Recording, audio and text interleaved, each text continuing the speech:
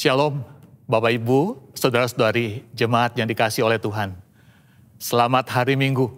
Senang sekali hari ini kita boleh bersama-sama beribadah. Walaupun kita melakukannya secara online streaming. Namun kita percaya bahwa Allah hadir di tengah-tengah ibadah kita.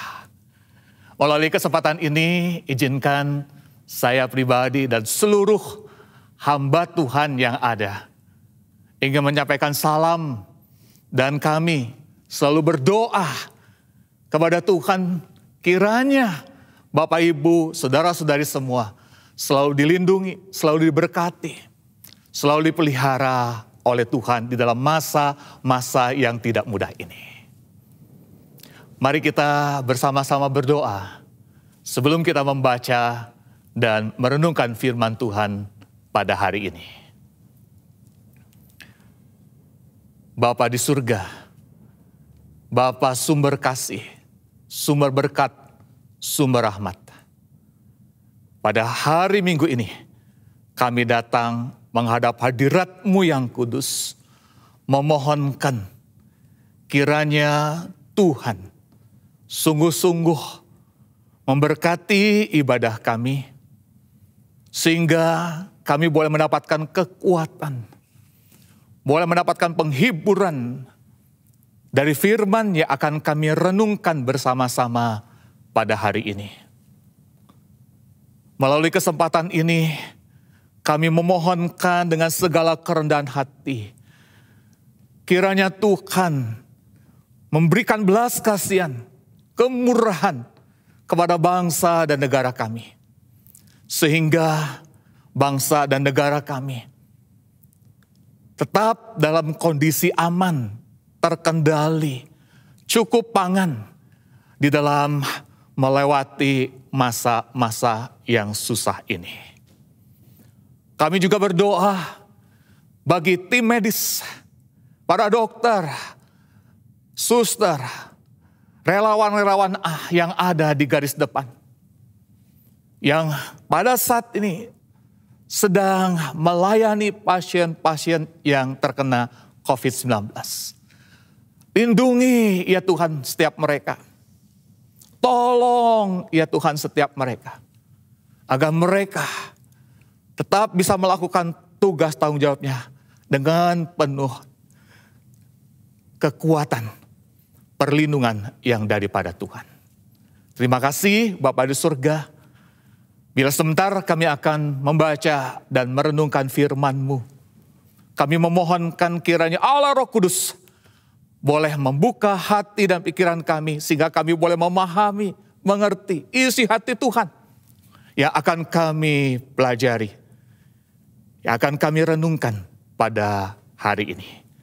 Di dalam nama Tuhan Yesus, Tuhan Juru Selamat kami yang baik, kami berdoa. Amin. Bapak Ibu, saudara-saudari yang dikasihi oleh Tuhan, firman Tuhan pada hari ini terambil dari kitab Yosua pasal yang pertama, ayat pertama sampai ayat yang ke-9. Mari kita membuka bersama-sama Alkitab kita, kitab Yosua pasal yang pertama, ayat yang pertama sampai ayat yang ke-9. Saya akan membacakan bagian firman Tuhan ini bagi kita semua. Yosua pasal pertama, ayat pertama sampai 9, firman Tuhan berbunyi demikian. Sesudah Musa hamba Tuhan itu mati, berfirmanlah Tuhan kepada Yosua bin Nun, abdi Musa itu demikian. Hambaku Musa telah mati, sebab itu bersiaplah sekarang, seberangilah sungai Yordan ini, engkau dan seluruh bangsa ini menuju negeri yang akan kuberikan kepada mereka, kepada orang Israel itu. Setiap tempat yang akan diinjak oleh telapak kakimu, kuberikan kepada kamu, seperti yang telah kujanjikan kepada Musa.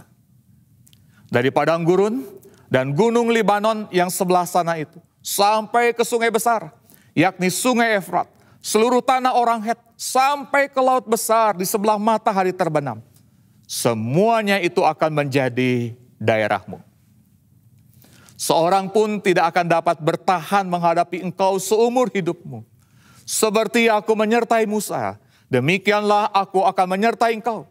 Aku tidak akan membiarkan engkau dan tidak akan meninggalkan engkau. Kuatkan dan teguhkanlah hatimu, sebab engkaulah yang akan memimpin bangsa ini memiliki negeri yang kujanjikan dengan bersumpah kepada nenek moyang mereka untuk diberikan kepada mereka.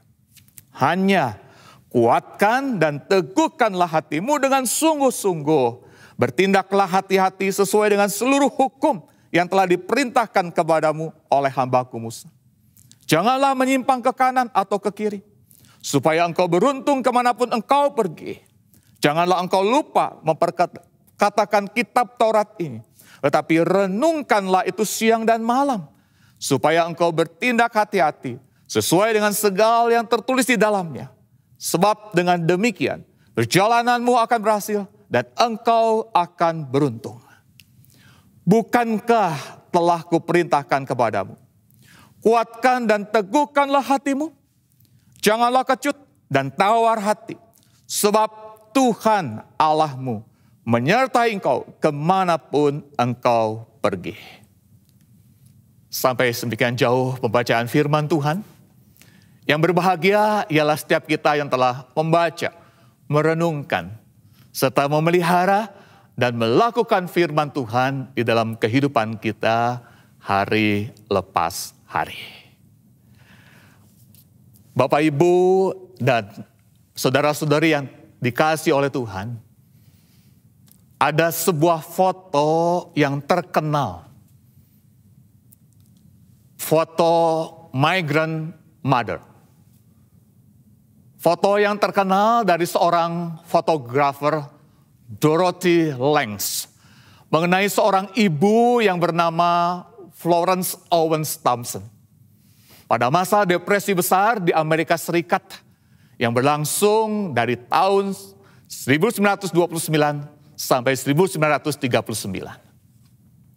Foto itu adalah satu dari 7 foto yang diambil pada tahun 1936 di Nipomo Mesa, California, tempat atau camp pekerja migran yang bekerja sebagai pemetik kacang. Camp itu dihuni oleh kurang lebih 2.500 sampai 3.500 orang.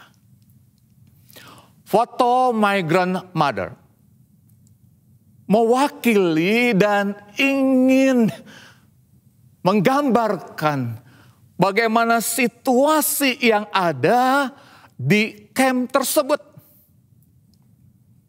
di mana ribuan pekerja mengalami putus asa, tidak bisa bekerja, kekurangan makanan. Mereka sungguh-sungguh mengalami ketakutan. Apakah mereka akan bisa menghadapi hari-hari di depan mereka? Fear of uncertainty. Ketakutan karena ketidakpastian. Ketidakpastian masa depan bisa menimbulkan ketakutan. Dalam masa isolasi karena COVID-19 ini, kita mengenal satu istilah yang muncul, new normal. Apa itu new normal? Kebiasaan-kebiasaan yang dulunya tidak biasa dilakukan, namun sekarang menjadi kenormalan yang baru. Setiap kita kalau pergi keluar rumah harus memakai masker. Kalau kita mau bepergian, kita harus membawa hand sanitizer. Handphone yang dulu kita gunakan lebih banyak untuk berkomunikasi, sekarang menjadi tempat untuk belanja online. Laptop yang dulunya hanya berisikan pekerjaan kantor. Namun hari ini kita bisa melakukan konferensi video. Pulang dari luar, kita harus segera mandi. Itu adalah kebiasaan-kebiasaan yang baru muncul yang menjadi kenormalan. Pada saat ini, para pengamat bukan hanya membicarakan soal new normal fase pertama. Mereka sudah mulai membicarakan new normal baru, new normal fase yang kedua. Sehabis dari masa isolasi diri ini. Dan mereka percaya apa yang terjadi di new normal fase yang pertama juga akan terbawa di new normal fase yang kedua. Namun tidak sedikit dari para pengamat yang mengatakan bahwa hal-hal buruk, ketidakpastian, ketakutan masih dirasakan, masih menghantui, akan dialami, akan sungguh-sungguh dirasakan oleh orang-orang. Baik pada waktu new normal fase yang pertama maupun new normal fase yang kedua. Bapak, Ibu, dan saudara-saudari, di lain pihak, virus COVID-19 ini berdampak sistemik pada masalah perekonomian. Roda ekonomi melambat, sangat melambat. Adanya pembatasan jam kerja, adanya pembatasan pekerja.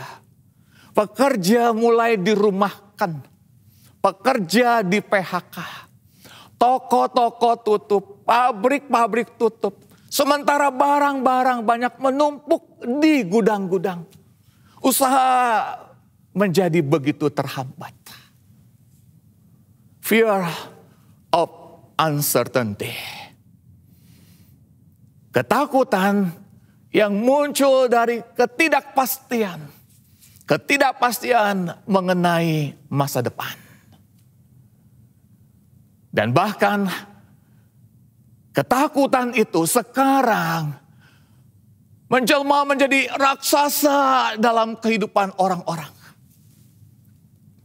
Sehingga kita saat ini bertanya, siapakah yang bisa memberikan kepastian di tengah-tengah ketidakpastian? Siapakah yang bisa melenyapkan raksasa ketakutan? Siapakah yang akan menolong kita untuk sungguh-sungguh bisa menjalani masa depan? Bisa menjalani masa depan dengan penuh kepastian. Kita percaya bahwa hanya Allah, Tuhan yang Maha Kuasa, Dialah yang akan menolong kita untuk memberikan kepastian kepada kita untuk menghadapi masa depan ini. Bapak, Ibu, dan saudara-saudari yang dikasihi oleh Tuhan. Raksasa ketakutan seolah-olah mengkerdilkan Tuhan yang Maha Kuasa. Namun bagi kita orang percaya, Tuhan yang Maha Kuasa mampu untuk mengkerdilkan, melenyapkan raksasa ketakutan itu.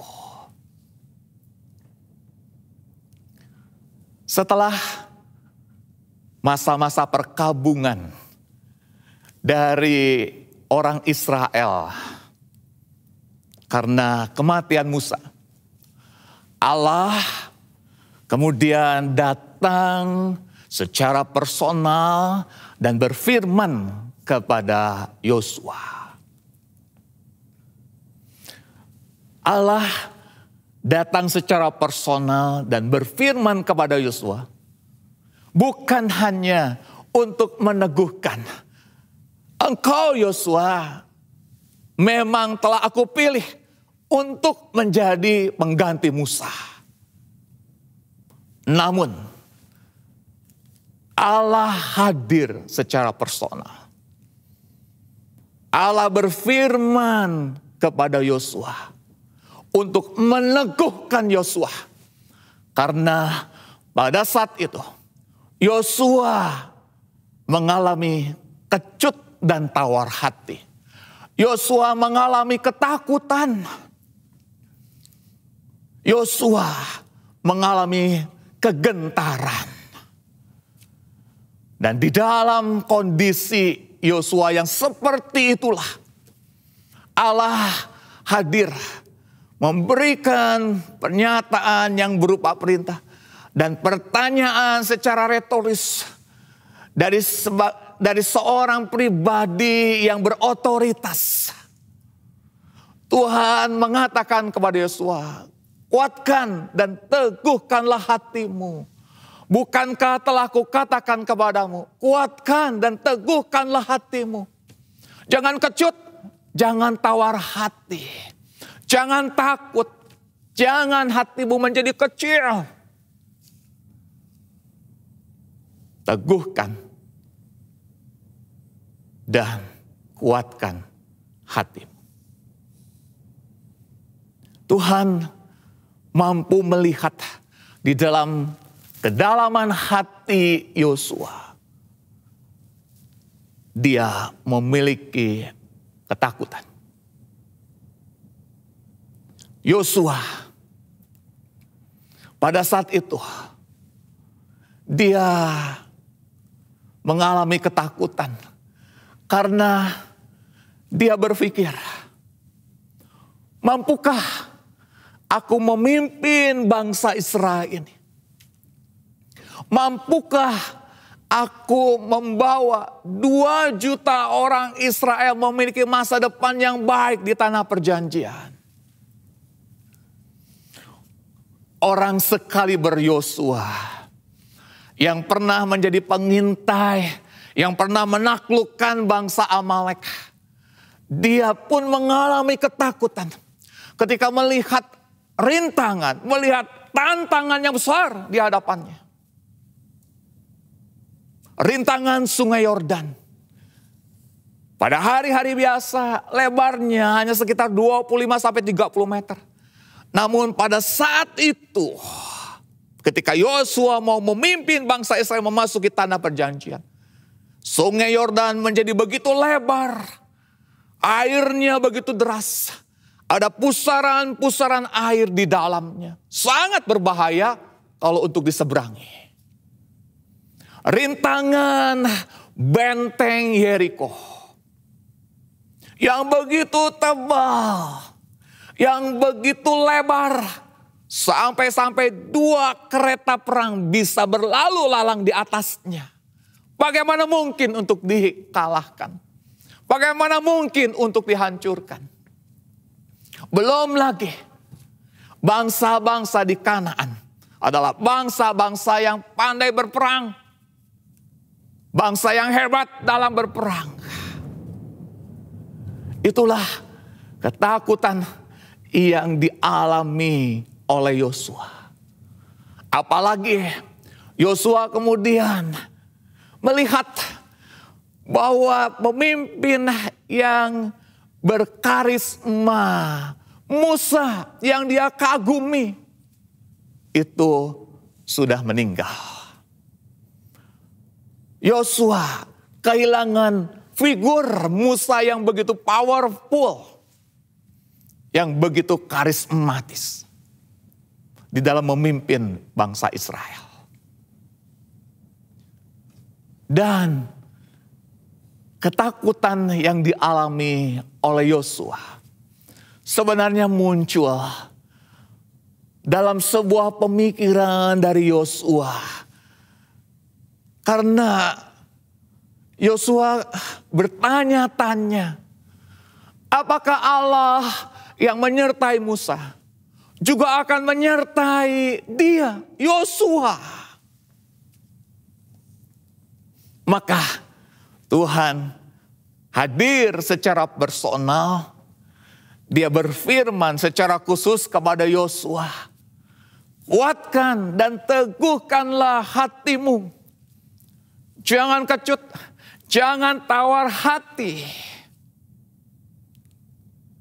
Di sanalah Allah yang berkata, kuatkan dan teguhkanlah hatimu. Menyatakan dirinya kepada Yosua. Dia adalah Allah yang tidak pernah ingkar janji.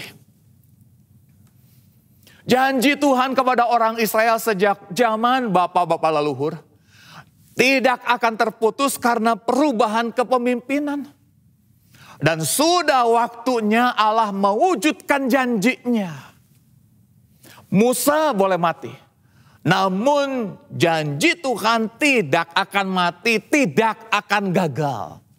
Yosua dipimpin dan dipilih oleh Tuhan untuk masuk bagian dalam rencana agung daripada Tuhan Yesus.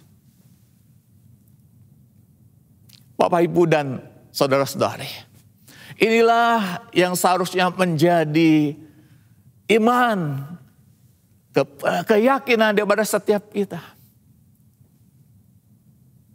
Tuhan Allah pencipta tidak akan menipu kita ciptaannya. Bibir Tuhan tidak tahu cara untuk berbohong. Bapa Surgawi tidak akan melalaikan firman-Nya kepada anak-anak-Nya. Kalau Tuhan berjanji untuk menolong kita, Dia pasti menolong kita. Kalau Tuhan berjanji untuk memelihara kita, Dia pasti memelihara kita. Kalau Tuhan berjanji akan memimpin masa depan kita, Dia pasti akan memimpin masa depan kita. Itulah Allah. Allah kita, Allah yang tidak pernah ingkar janji kepada setiap kita, anak-anaknya. Tuhan yang berkata, kuatkan dan teguhkanlah hatimu itu. Dia menyatakan diri sebagai pribadi juga yang menyertai. Tuhan menyatakan dirinya secara personal kepada Yosua sebagai Tuhan yang menyertai. Kata Tuhan, firman Tuhan kepada Yosua, seperti aku menyertai Musa, demikianlah aku akan menyertai engkau. Aku tidak akan membiarkan kau dan tidak akan meninggalkan kau. Tuhan tidak akan membuat Yosua jatuh. Tuhan tidak akan pernah gagal untuk menolong Yosua. Inilah sumber kekuatan yang dibutuhkan oleh Yosua untuk mengusir ketakutannya. Dan sangat terbukti dalam penyertaan Tuhan. Rintangan demi rintangan dengan berbagai macam cara, dengan berbagai macam jalan yang tak terpikirkan. Allah menunjukkan kuasa-Nya. Allah menunjukkan pertolongannya. Sungai Yordan terbendung hulu dan hilirnya. Sehingga Yosua dan bangsa Israel bisa melewati Sungai Yordan dalam kondisi yang kering. Benteng Yeriko hancur, roboh, bukan dengan peperangan. Namun hanya dikelilingi selama 7 hari. 1 kali selama 6 hari. Dan 7 kali di hari yang ke-7.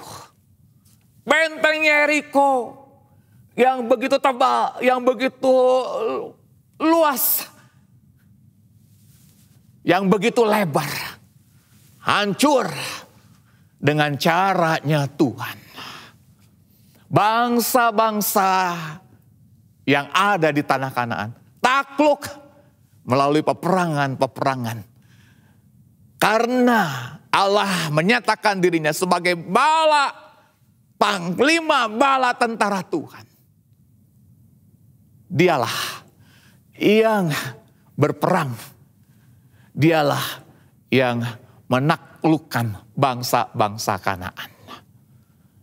Dengan cara yang ajaib, dengan jalan yang tak terpikirkan oleh Yosua, oleh bangsa Israel.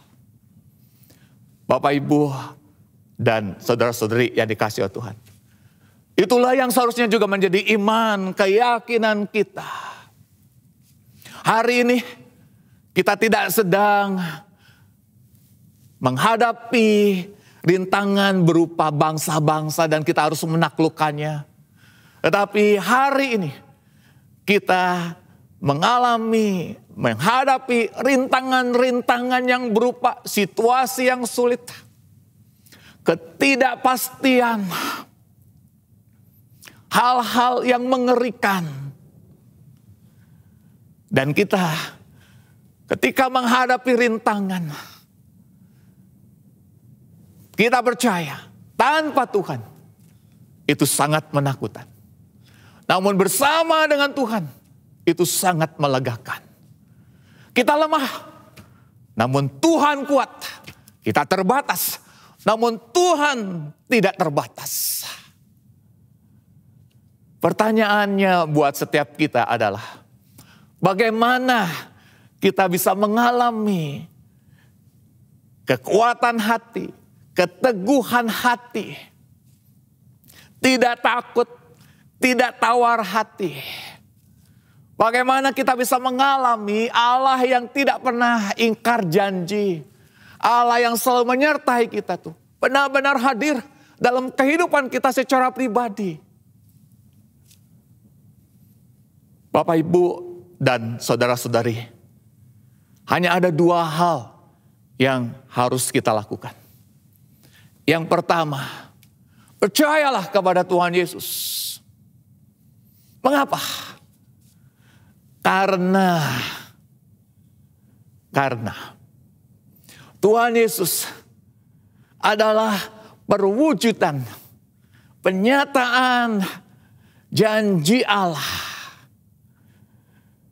Karena Tuhan Yesus adalah perwujudan, penyataan diri dari janji Allah.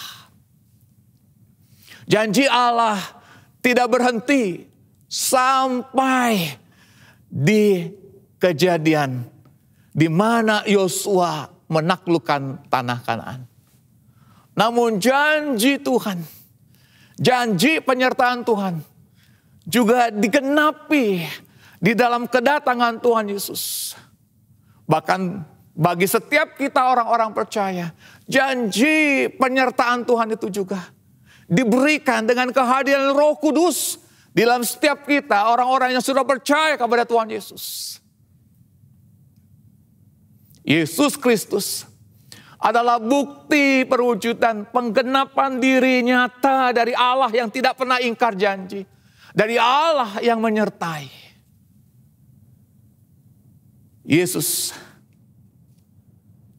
sang penggenap janji Allah itu, pernah berkata, marilah kepadaku, engkau yang letih lesu. Aku akan memberi kelegaan kepadamu. Yesus, sang Immanuel, Allah yang menyertai kita, pernah berkata, janganlah engkau khawatir tentang apapun juga. Tentang apa yang hendak kamu makan. Tentang apa yang hendak kamu minum. Tentang apa yang hendak kamu pakai. Pandanglah burung-burung di udara yang tidak menabur dan tidak menuai, namun dipelihara oleh Bapa. Bukankah kamu melebihi burung-burung itu? Yesus, sang Immanuel, Allah yang menyertai kita, juga berfirman, "Ketahuilah, aku menyertai kamu senantiasa sampai ke akhir zaman." Maka mari kita percaya. Mari kita menerima Yesus di dalam diri kita. Dan mari kita juga mengajak anggota keluarga kita juga untuk percaya dan menerima Yesus. Karena dengan percaya dan menerima Yesus, kita akan mengalami bagaimana Dia menguatkan dan meneguhkan hati kita. Kita akan mengalami janji-janji Allah yang akan tergenapi. Kita akan mengalami penyertaan Allah di dalam menghadapi masa-masa yang susah, sulit seperti ini.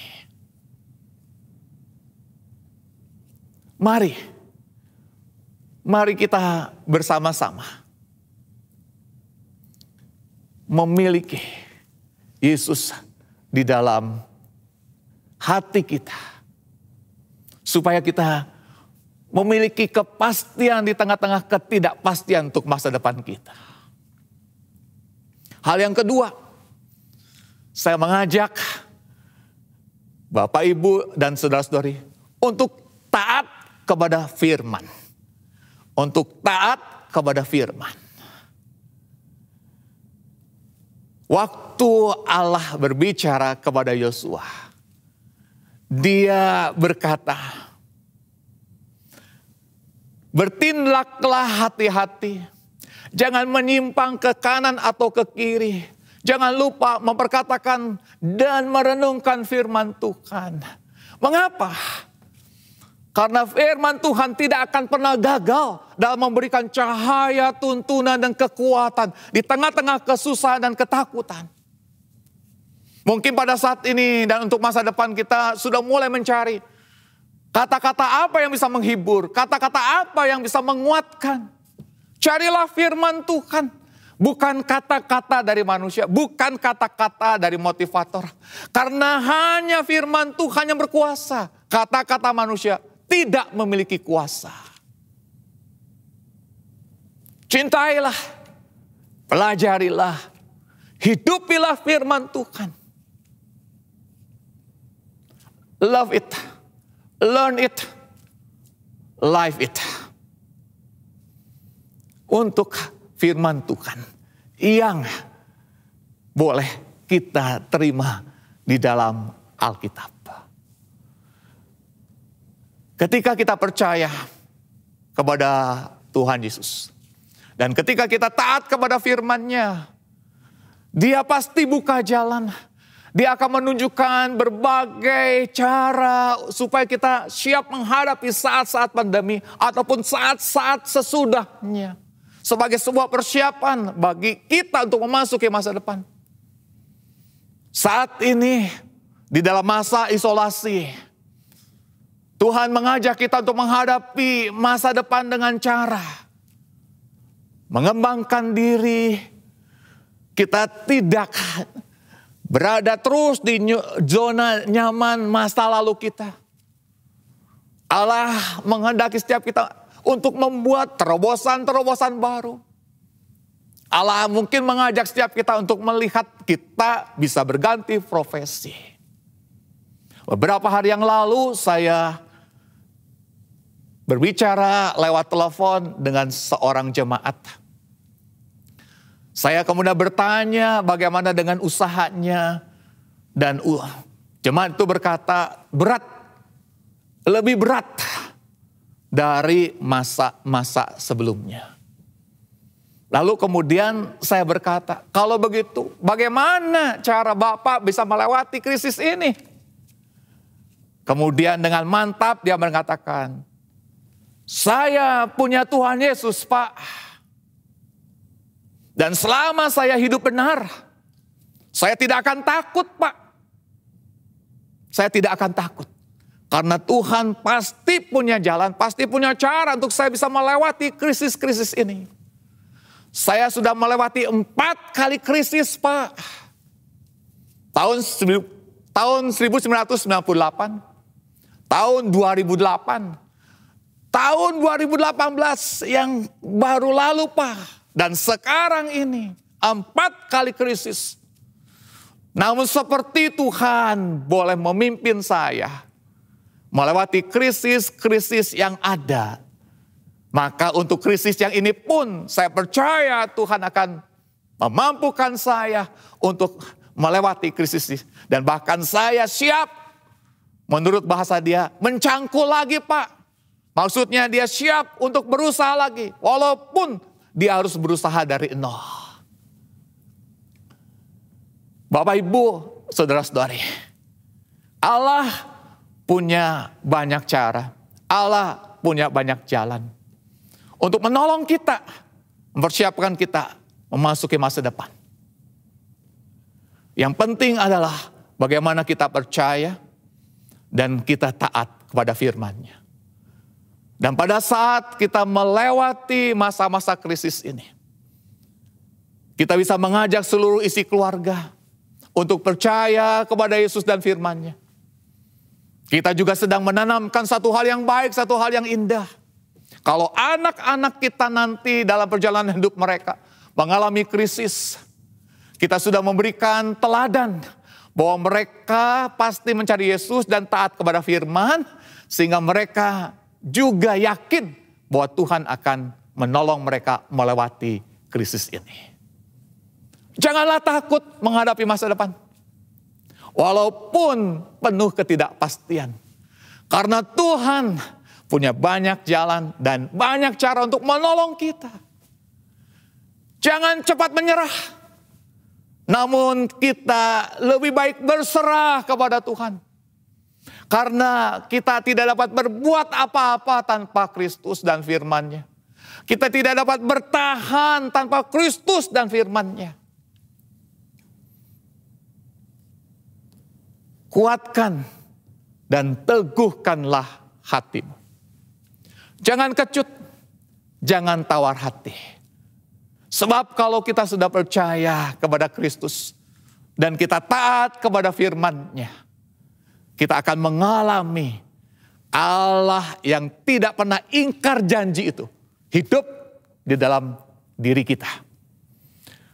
Allah yang menyertai kita. Dia juga akan terus menyertai perjalanan hidup kita. Baik hari ini maupun untuk masa depan. Tuhan Yesus memberkati. Amin. Mari kita berdoa.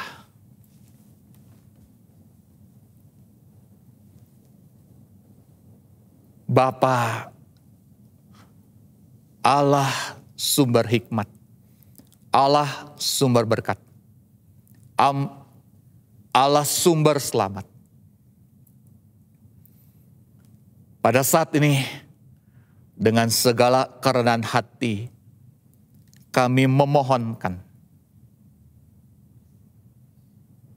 Tuhan, teguhkanlah, kuatkanlah hati kami. Yakinkan bahwa Engkau adalah Allah yang tidak pernah ingkar janji. Allah yang selalu menyertai kami. Sehingga setiap kami pada hari ini bukan hanya siap untuk memasuki masa depan kami. Namun pada hari-hari ini pula kami selalu